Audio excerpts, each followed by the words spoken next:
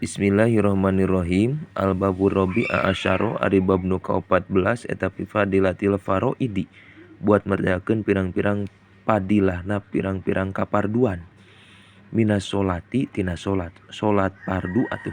Wa ghairiha atawa salianti solat pardu.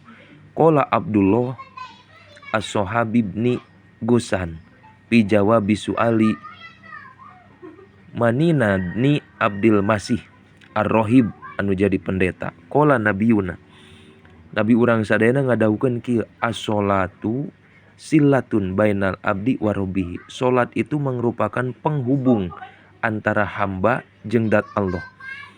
Tuh dina salatnya eta teh. Jadi lamun urang hayang ngahubungkeun hate dohiron wa batinan anggahota badan jeung dat Allah, maka kudu ngalaksanakeun salat. Ibaratna lamun cek tukang nguseup mah salat teh nyaeta sapertikeun jejer senar nyantel si useup teh kana lauk strike kitu tah. Dina nalika ayeuna si tukang nguseup strike bungahna luar biasa. Sabab lauk bisa dibeli tah ayeuna nya, tapi ayeuna strike eueuh jualan di pasar. Matak luar biasa.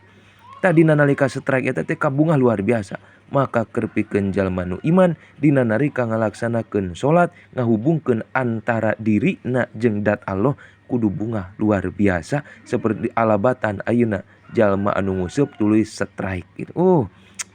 Kumaha bisa ngahubungkeun mun teu salat mah jeung dat Allah teh. Kitu moal dilirik ku Allah teh. Pantak urang kudu salat teh.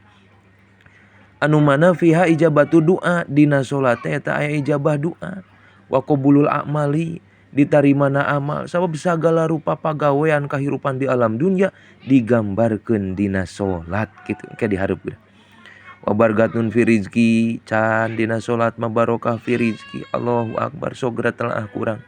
Bacaan salat telaah kurang teh hartikeun kabeh diresapi ku hate anu bener-bener, maka insyaallah doa diijabah, qabulul a'mal, barokah rizki kitu aya. Bagja hirupna warohatun fil abdan. Sabenerna mah kasenangan dina badan teh aya dina salat eta euy. Tingali gerakan salat geura. Anu matak nyihatkeun jeung nyegerkeun ayeuna kana badan teh salah sahijina gerakan salat.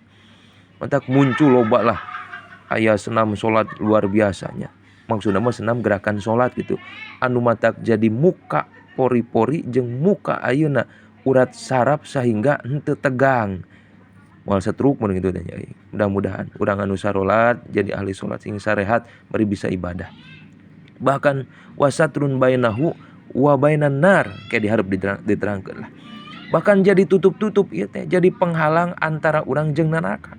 Wasaklun fil mizani, bahkan jadi pangbuburat dina mizan.